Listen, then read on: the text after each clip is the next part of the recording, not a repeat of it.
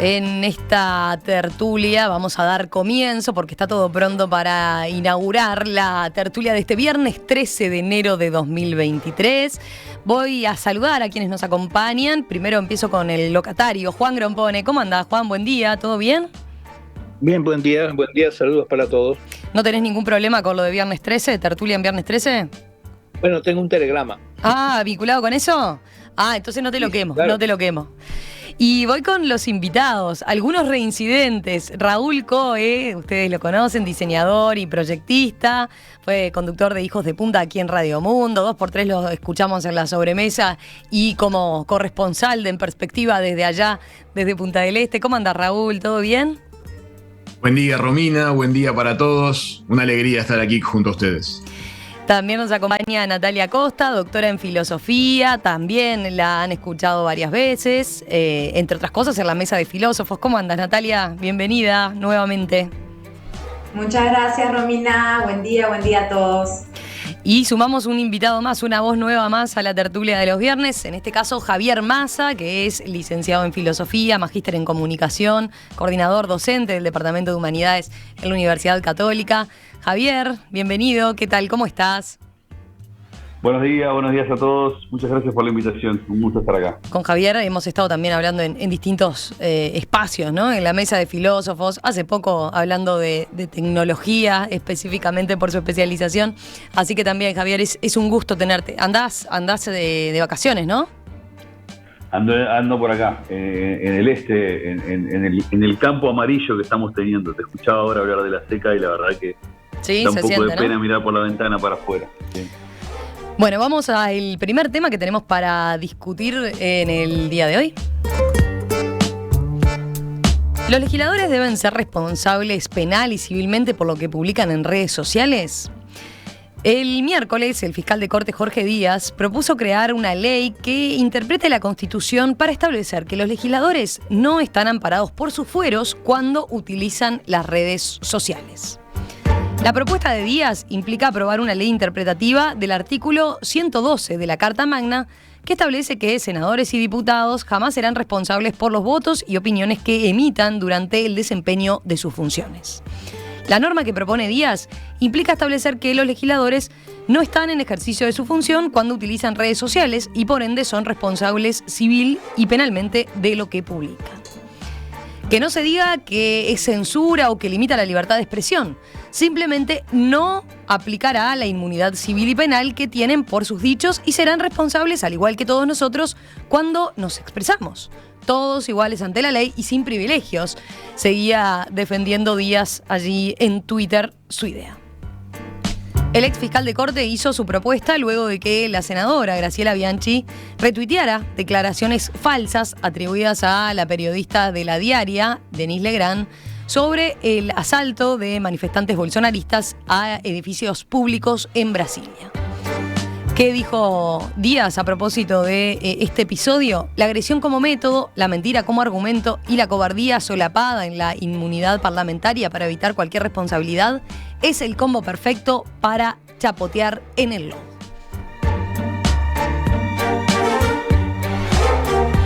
Bueno, quiero escucharlos a ustedes. A ver, tengo a Juan Grompone ahí en las gateras levantando la mano. Entusiasta, supongo, Juan, con este tema, ¿o no? A ver.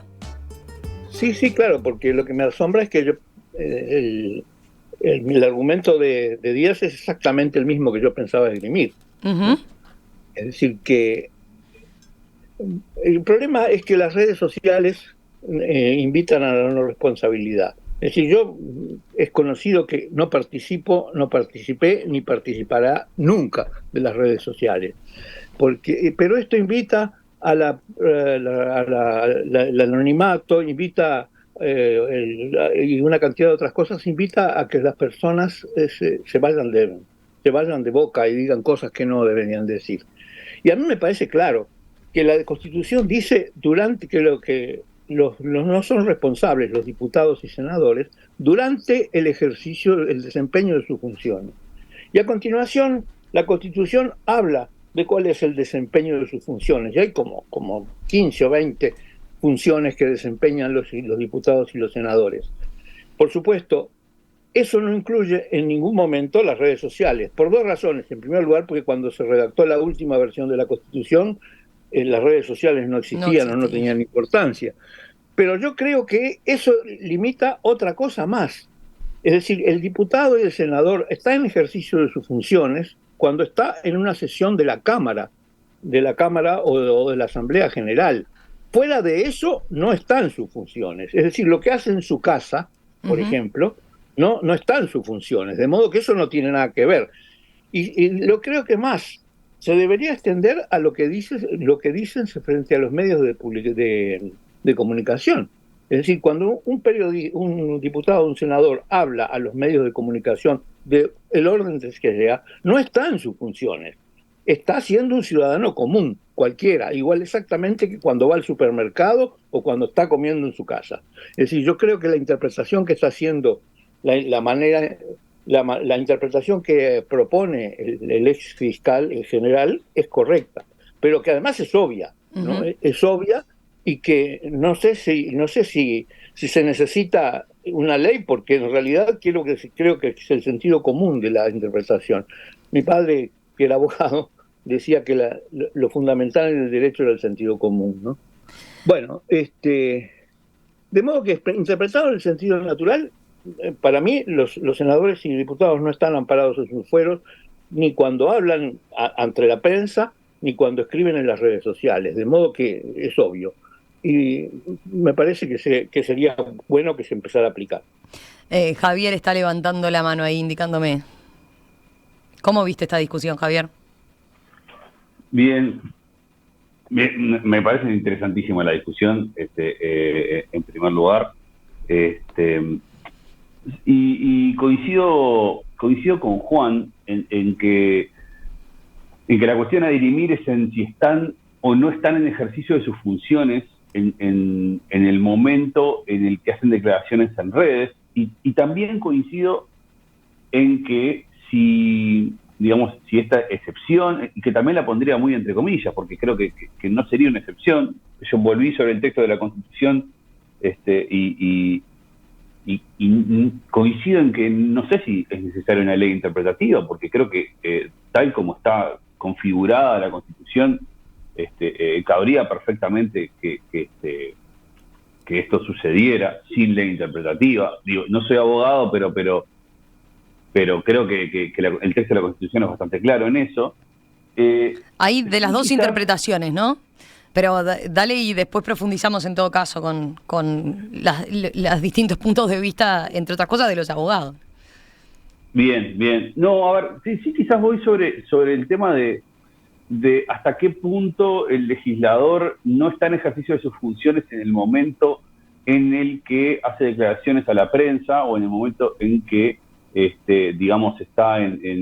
o que se expresa en redes sociales, ¿no? O sea, acá yendo un poco a la idea del legislador como representante y del espacio público como el espacio de la discusión política, ¿no? O sea, si el legislador es un representante de la ciudadanía, electo por la ciudadanía, y el espacio público es el espacio en donde se debaten las cuestiones inherentes al funcionamiento político de la sociedad, ¿hasta qué punto podemos decir que cuando el legislador aparece en el espacio público emitiendo opiniones como representante de la ciudadanía, no está en ejercicio de sus funciones, si entendemos que justamente en el espacio público, en la arena pública, en la discusión, es donde se dan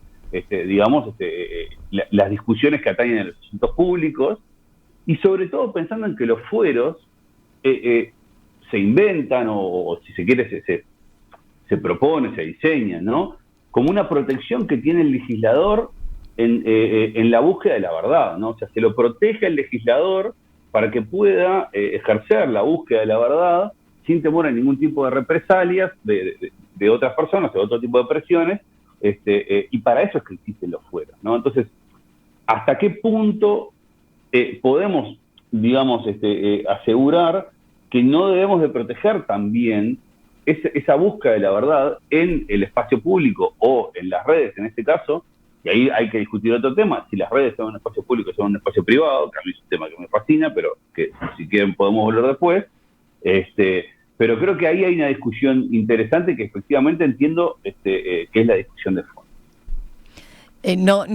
Con este panorama no te inclinas por una posición concreta, entonces decís, bueno, hay que dar otras discusiones, ¿no? Como esta otra del espacio público. Como buen filósofo, quiero seguir discutiendo y como planteando buen filósofo, preguntas. la respuesta es, claro, la respuesta es ni. Entonces es como que, y por ahí me quedo. Así que voy por ahí. A ver, tu colega, la otra filósofa. Bien. Un poco retomando primero lo que decía Juan de ese apelo al sentido común, ¿no? Que, como dice el dicho popular, es el menos común de los sentidos, y yo creo que más todavía en el mundo digital. Creo que la cuestión de las redes sociales y del mundo digital es tan nueva que todavía no hemos tenido ocasión de desarrollar, si se quiere, una intuición para poder procesar las cosas que tienen lugar ahí de una manera muy lúcida, ¿no? Entonces, por ese lado, creo que además considerando el escenario mundial, en el cual las cuestiones relacionadas al mundo de lo virtual y de lo digital están siendo trabajadas más que nada a nivel de legislación, ¿no? Más allá de quienes hayan sido, quienes estén siendo los actores en este momento acá en nuestro país de esta discusión, creo que es una muy buena cosa, es una muy buena noticia que esto se haya puesto sobre la mesa, porque es indispensable para el mundo contemporáneo tratar eso. Bueno, de generar legislaciones, sin duda, pero antes de generar un sentido común para saber cómo manejarnos, ¿no? Yo pensaba también que en esto hay dos puntas. Hay una punta por el lado de en este caso, el político que ejerce una acción. Sin duda eso debe ser puesto sobre la mesa como lo estamos poniendo nosotros, y también hay otra punta relativa a quien recibe esa comunicación, a quien consume los comentarios en Twitter, en Instagram, o sea, a nosotros, ¿no? También hay ciertas políticas que creo que tienen que ser desarrolladas como políticas de Estado dentro de lo que se conoce como los derechos del ciudadano digital, que apunten, por ejemplo, a la educación en esos nuevos medios, ¿no? A que seamos capaces de distinguir cuando hay una noticia falsa, cuando no es una noticia falsa, a generar el hábito de rastrear las fuentes, que es un problema muy grande principalmente en las generaciones más antiguas, ¿no? La capacidad de tener una etiqueta también, una etiqueta digital, porque evidentemente no es lo mismo que yo sea un ciudadano común a que yo tenga un rol público y político en este caso, y para expresarme utilice expresiones agresivas o expresiones violentas, como es este caso, ¿no? Entonces, creo que hay dos puntas muy importantes ahí. Una es la necesidad de poner sobre la mesa y discutir hasta dónde va el límite, cuáles son las penalizaciones, cómo hacer para ejecutar esas penalizaciones para el sujeto que tiene un rol político, y por el otro lado también una política de Estado que nos eduque a nosotros como ciudadanos para ser capaces de comportarnos con lucidez cuando estemos más avanzados y sentido común quizá en un estado más primitivo y anterior. Bien, Raúl, y terminamos esta primera ronda, a ver. A mí la charla que se generó en esta primera ronda me resultó muy interesante. Celebro que se haya llevado adelante en forma totalmente despersonalizada. A ninguno de los cuatro nos importó ni quién emitió el mensaje inadecuado, ni de qué tienda viene la devolución. Y eso me parece muy rico, porque justamente es el nivel en que me parece bueno llevar adelante estos análisis. A mí, en lo personal, el tema me dio curiosidad para entender mejor el origen de los fueros parlamentarios. Un poco lo comentó Javier hace unos minutos, pero para mí fue bastante nuevo entender que la decisión de que existan fueros que protejan a los parlamentarios permite de alguna manera que a diferencia de lo que la mirada superficial puede significar en cuanto a los fueros, que a veces se las ve como un privilegio de clase de los legisladores, como que los protege a ellos en exclusiva, en realidad lo que los fueros están defendiendo es la voz de nosotros, de los electores, que pusimos a esos legisladores en un lugar y que nos aseguramos a través de los fueros de que no vaya a poderse efectuar una persecución desde el Poder Ejecutivo para acallar la voz de un legislador o de una legisladora. Entonces, a mí eso me resultó muy ilustrativo, el aprendizaje acerca de la función que cumplen los fueros, que en realidad están defendiendo la voz del pueblo. En cuanto a la opinión acerca de este tema, yo siento que no debiéramos modificar el sistema existente, pero no por los motivos que algunos estuvieron esgrimiendo en estos días, referidos como a la validez de la ley y lo inadecuado de intervenir en la Carta Magna, sino por una razón que la veo mucho más pragmática. Si se volviera penalmente viable denunciar tweets de legisladores, con la saturación y los tiempos del sistema judicial uruguayo, estaríamos meses debatiendo en radio, televisión y en prensa, hablando de bajezas. Y le estaríamos dando una trascendencia que yo creo que ninguna bajeza merece. Yo creo que las bajezas son lo peor de las declaraciones humanas, no importa de qué tienda vengan, pero no merecen espacio de análisis, ni espacio de prensa, ni tienen que ser objeto de charla, porque una bajeza no es conducente. Una bajeza tiene que quedar como lo que es, como una bajeza, y caer lo antes posible en el olvido. Y en lo posible darle vergüenza haberles dicho a quienes las emitieron. Entonces, yo creo que lo que tenemos que hacer es mantener el sistema tal y como está. Cuando llegue el momento de que alguien diga un disparate mayúsculo, será el cuerpo parlamentario quien le levante los fueros y accionará la ley sobre ese legisladora o ese legislador como está previsto que funcione. Pero no creo que tengamos que hacer el cambio, porque sería poner en la palestra y en la agenda a todos los comentarios inadecuados que tantos y tantos legisladores en la actualidad suelen hacer en redes sociales. Y te sumo un argumento que pensé que ibas por ahí en un primer momento con respecto a la tarea a recargar al sistema judicial, ¿no? Que ya está bastante recargado.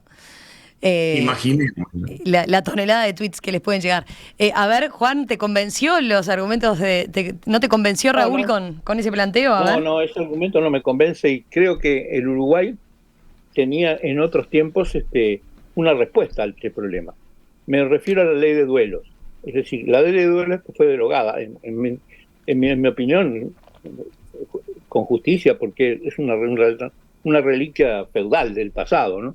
Pero la ley de duelos permitía el duelo de un diputado, ¿verdad? Es decir, de un diputado a un senador. Y además hay muchos casos de políticos que entraron en duelo por los dichos de los diputados o senadores que ocurrían en las cámaras o en los medios de comunicación, inclusive en los medios de comunicación. ¿Y eso qué quería decir? Eso quiere decir que de alguna manera había un límite a los fueros. Es decir, que el duelo permitía, el hecho de que estaba permitido establecer un duelo por los dichos de un senador, estaba diciendo, mirá que hay fueros, pero que hay un límite, porque te podés meter en un duelo. Es decir, al derogar la ley de duelos, en realidad se eliminó esa especie de censura, o digamos esa especie de limitación que tenían los diputados y senadores. Por eso yo creo que es necesario o interpretar o volver al sentido común y decir, señores, no pueden decir cualquier cosa, porque antes podía ser que hasta murieran en un duelo. Ahora van a ser responsables por lo que hacen. Ahora, como está el sistema, le sale muy barato, decís vos, ¿no? O sea, no, por eso sos promotor del cambio, como decía Jorge Díaz. Claro. Raúl, ¿querés comentar algo de eso? Me parece súper interesante lo que comenta Juan, es una órbita que no había pensado. El duelo seguramente en ese periodo marcaba el borde del honor y ponía sobre la mesa un concepto ético que lamentablemente fue decididamente dejado atrás, porque dijimos no queremos más duelos en la sociedad contemporánea. No obstante, tal vez en ese momento se hizo confianza en el gesto ético de los legisladores, que lamentablemente tal vez en la actualidad se haya desdibujado bastante. Esto es lo rico de las tertulias, justamente, que la opinión no está definida. Por ejemplo, Juan aporta esto y a lo que yo dije antes le agrego una capa que me parece que está buenísima. O sea que para esto son las tertulias. Mirá, y Javier le sigue, seguramente le sigue aportando capas entonces y preguntas, como decía él, a ver. No, a ver, interesante traer un antecedente que es haciendo un poco de historia de la web. Yo creo que sumo a lo que decía Natalia de la educación en el nuevo medio. Creo que nos falta hacer un poco más de historia, que sería historia muy reciente del desarrollo de las plataformas online, para entender un poco más cómo es que estas plataformas que hoy tienen tanta prominencia en la discusión pública a veces o en nuestras vidas privadas incluso, llegan a ser, ¿no? O sea, cuando uno lee historia de las redes y de cómo se desarrollan, uno por lo menos entiende de modo genético por qué existen algunas cosas que hoy existen en las redes sociales, ¿no?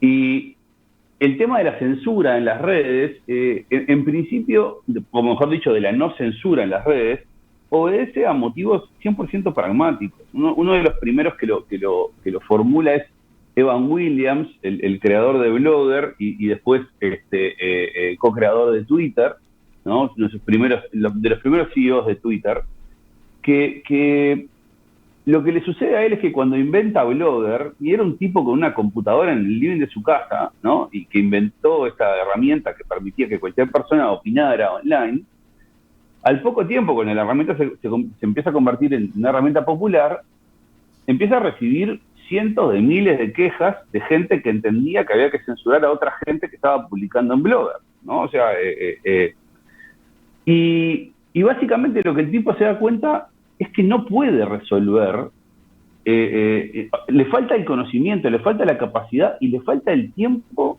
y la disposición para poder resolver la cantidad de miles de quejas por la cantidad de miles y de millones de blogs y de entradas de blogs que se generan por minuto en el mundo.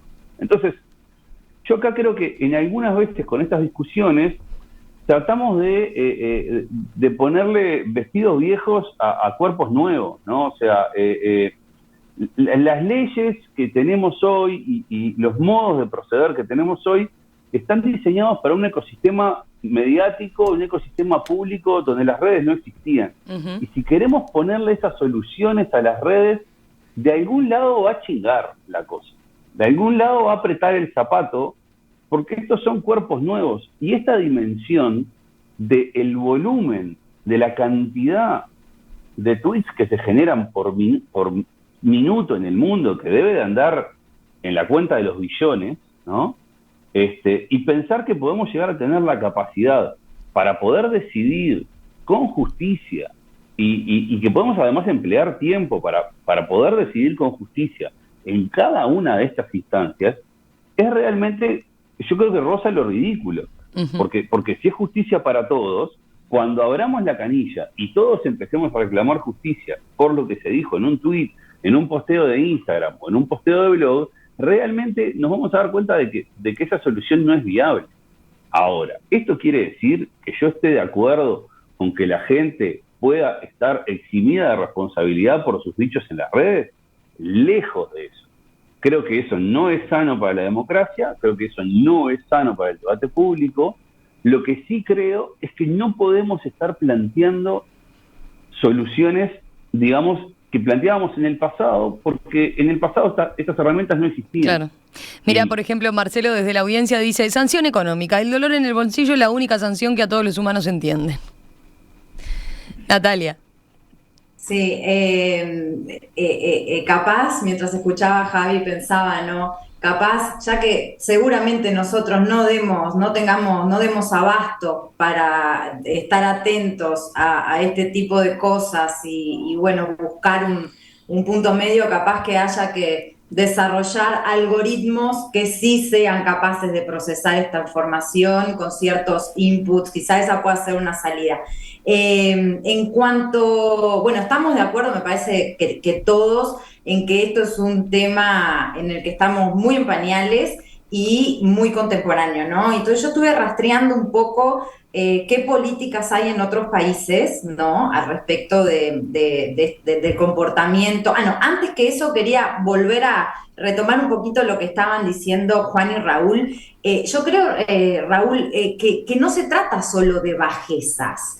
No estamos hablando de la parte, digamos, de conventillo, de chusmeríos, de agravios personales. Estamos hablando de, por ejemplo, un presidente de la República que de repente en su Twitter dice, bueno, tomar cloro es lo que mejora el COVID.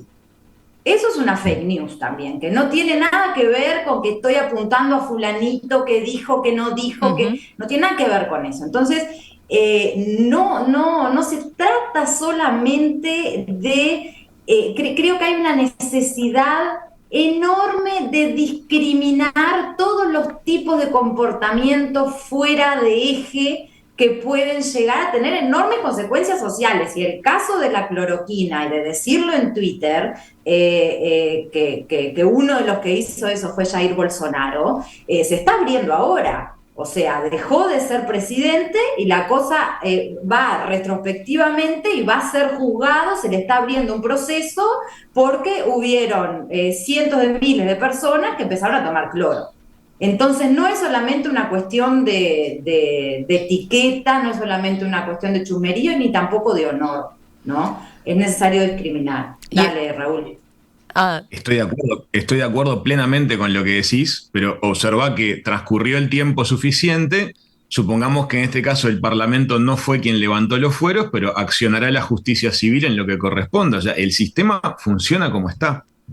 Sí, no, en ese sentido sí. Yo lo único que quería notar era esa, para que no quedara la idea de que eran solo bajezas. Se trata de Estoy de acuerdo. Sí. ¿No? De cuestión más chiquitina. Contanos lo otro, lo que decías de lo que buscaste en otros países, ¿no? Al respecto, ¿qué pasa en otros países? Eso, decía que lo que pude encontrar fue que mayormente, bueno, se parte como que de un punto de partida, ¿no? De que el vínculo entre la política y las redes sociales es algo que ya sabemos muy bien que existe. Y, por ejemplo, lo que yo puedo encontrar es que las penalizaciones son fundamentalmente para el accionar de candidatos durante las campañas políticas, ¿no? En Alemania hay una ley de 2017 que obliga a las redes sociales a estar, a ciertos organismos, a estar rastreando permanentemente las redes sociales durante la campaña política, y si se detecta una fake news, tienen 24 horas para sacarlas del aire, y si no, lo que decía Javier, sanción económica. ¿tá? En Francia hay otra ley de 2018 que también se centra en las plataformas, y creo que esto es interesante también por decir, bueno, la legislación a nivel global está centrado en las plataformas. Cuando pasó lo de Cambridge Analytica, fue Mark Zuckerberg el que estuvo sentado para ser juzgado. Fue el CEO de Cambridge Analytica. Pero ¿quién estaba por detrás de eso? Toda la gente que hacía la campaña política de Donald Trump, ¿no? Y en Francia fue una de las que pude encontrar de que siempre durante campaña, ¿no? Si durante campaña el candidato tiene un mal comportamiento, fake news, lo que sea, se le aplica a la plataforma y al candidato primero una multa de 75.000 euros, ¿bien? Y en caso de reincidencia, una multa de 90.000 euros con retirada de la candidatura. ¿tá? Pero esto es interesante verlo, bueno, por lo menos es un paso, ¿no? Estamos viendo a nivel global cómo se gestiona a nivel de candidatura, pero bueno, habría que investigar qué pasa con los políticos en ejercicio a nivel global, ¿no? Juan. Sí, agrego algo cortito sí, que dale, simplemente es bien puntual, y es, yo creo que una parte importante en esto, cuando entramos ya en discusiones más específicas, ¿no? digamos, es puntualizar qué redes. Porque el término hoy redes sociales es ya demasiado amplio como para poder ser preciso en la discusión, y las cosas que suceden en Twitter no son las mismas cosas que suceden en Instagram, ni las que suceden en Facebook, ni las que suceden en TikTok. Entonces, de nuevo, al momento de entender cómo funcionan estas herramientas digitales, es necesario ya después empezar a hablar en específico de que no en vano estas cosas que estamos hablando suceden en su mayoría en Twitter, y después alguna cosa en Facebook. Pero nadie se queja de un escándalo en Instagram o un escándalo en TikTok o de calumnias e injurias en un video de Tumblr, digo, en un posteo de Tumblr. Digo, ya, cuidado porque los ecosistemas de redes parecen. Y ahí no estás poniendo iguales, WhatsApp, ¿no? Exacto.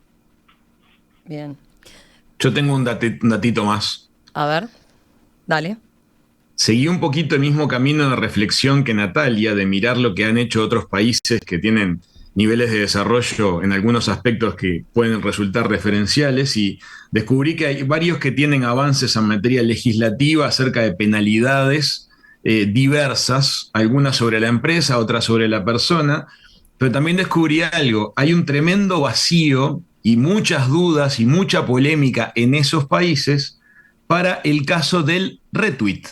Una cosa es el que dice y otra es el que contribuye a diseminar el mensaje.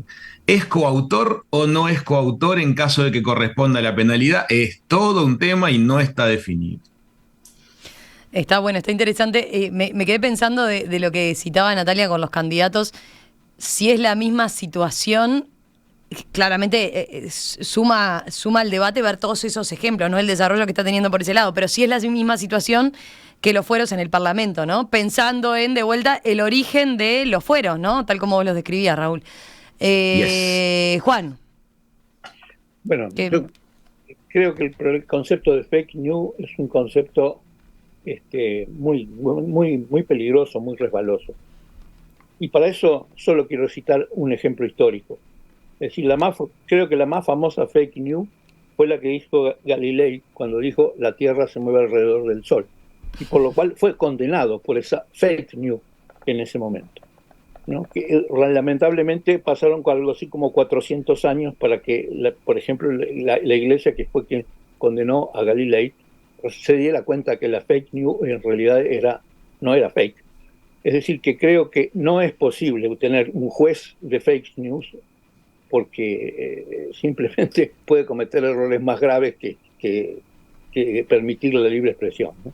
Yo creo que el asunto es, si alguien se siente dañado por una expresión que se dice, ese protesta y reaccione.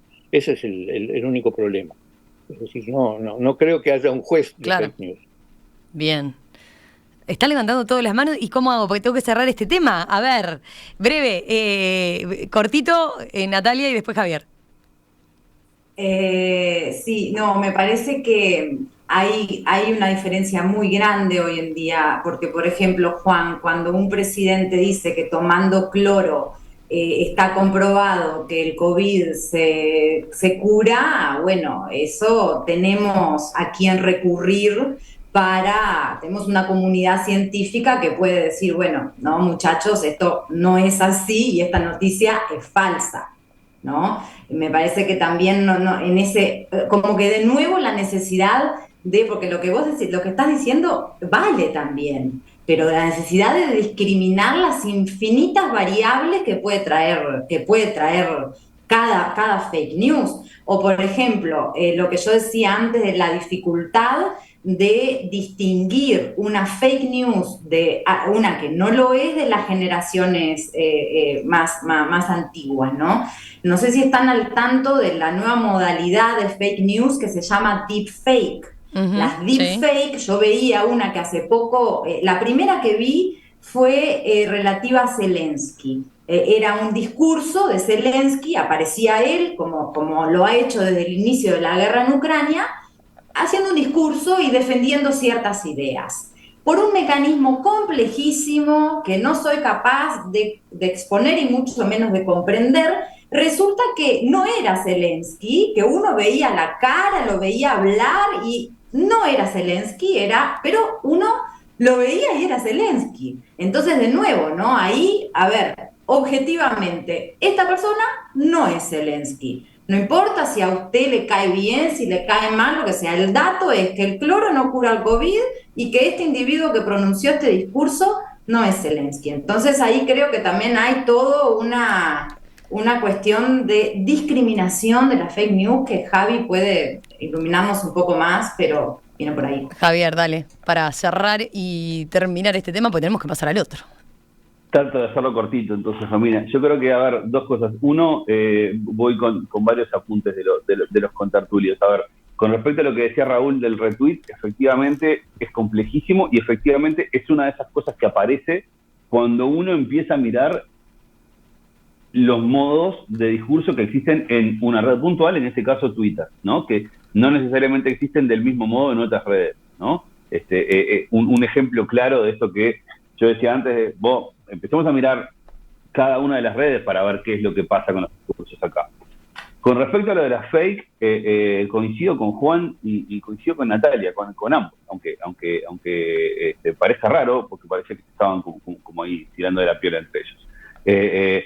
Pero creo que sí, que efectivamente, por un lado, hay en algunos puntos, o en algunos casos, como una especie de uso superlaxo del término fake news, como para denominar cualquier falsedad que se dice en la red una fake news. Creo que quizás habría que tener un poco más de precisión. Y sí, ahí, lo que dice Natalia, ¿no? Un poco más también de discriminación y de categorización, sobre todo, del tipo de discursos que circulan en las redes, para poder empezar a ver que efectivamente no es lo mismo que alguien diga, miren que tal cosa cura el cáncer, ¿no?